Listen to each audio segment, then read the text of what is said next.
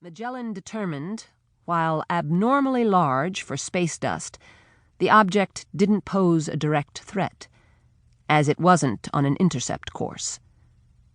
Curiously, it wasn't on any course at all. Out of tens of millions of particles Magellan had spotted, projected, and vaporized, she'd never observed one that wasn't moving. You didn't end up in the void between stars without inertia. It just wasn't possible. Because she was an exploration vessel, her software possessed a certain baseline curiosity, and the paradox of the object ate at her processors. However, her ability to make command-level decisions was deliberately limited to the protection of her crew while they were incapacitated. Since the object didn't pose a danger to crew safety, her programming didn't permit a course alteration. If she wanted more than the meager data she could acquire in a 200 million kilometer flyby, she'd need to wake the captain.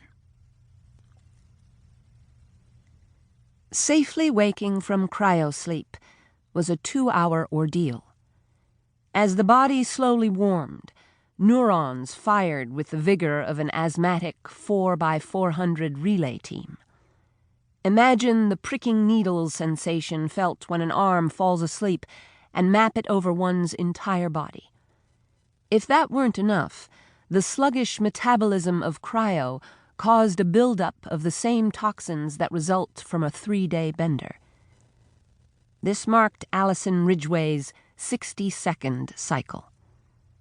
As her consciousness stirred, Allison drew on the considerable experience she'd acquired in college to deal with the worst hangover imaginable. She kept her eyes closed until they stopped lying to her, placed one foot on the ground to anchor her sense of balance, then grabbed the pod's hydration tube and sucked down as much fluid as she could stomach. After an eternity, Allison sat up and pondered how to use her feet. Something was missing. "Maggie?" "Yes, Captain Ridgway," answered a soothing voice that sounded suspiciously like her mother. "Why don't I have a soul-crushing headache?" "I don't know, Captain, but I can probably synthesize a compound to approximate the effects." Allison smiled.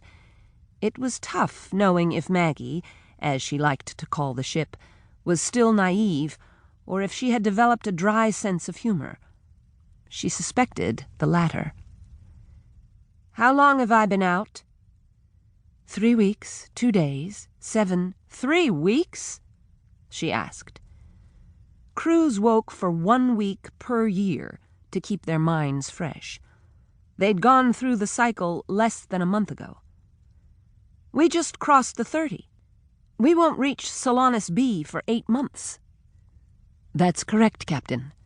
However, I require your judgment." "You mean you require my authorization to indulge your judgment?" The Magellan reflected on this for a moment and decided there was no reason to lie. "Yes, Captain. Please join me on the bridge." "I'm not dressed." "You're the only person awake." "I'm freezing and covered in cryosnot, Maggie." "Yes, of course. I await your arrival on the bridge once you're more comfortable." "It's all right. You're in a hurry. I get it." Allison staggered along the wall toward the showers. The hot water rinsed away the cold, viscous fluid clinging to her body, which felt and smelled like used fryer oil. She was glad not to wake with the headache, for once. Allison put her hair in a towel and walked to her locker. She retrieved a plush, embarrassingly expensive pink bathrobe with matching kitten slippers. It was a small luxury she afforded herself, and she sank into the depths of its soft warmth. She moved to the replicator and finished her waking/hangover routine with an order of hot coffee with double cream, 2 sugars, and a grape popsicle, which it produced in seconds. The replicator was an amazing...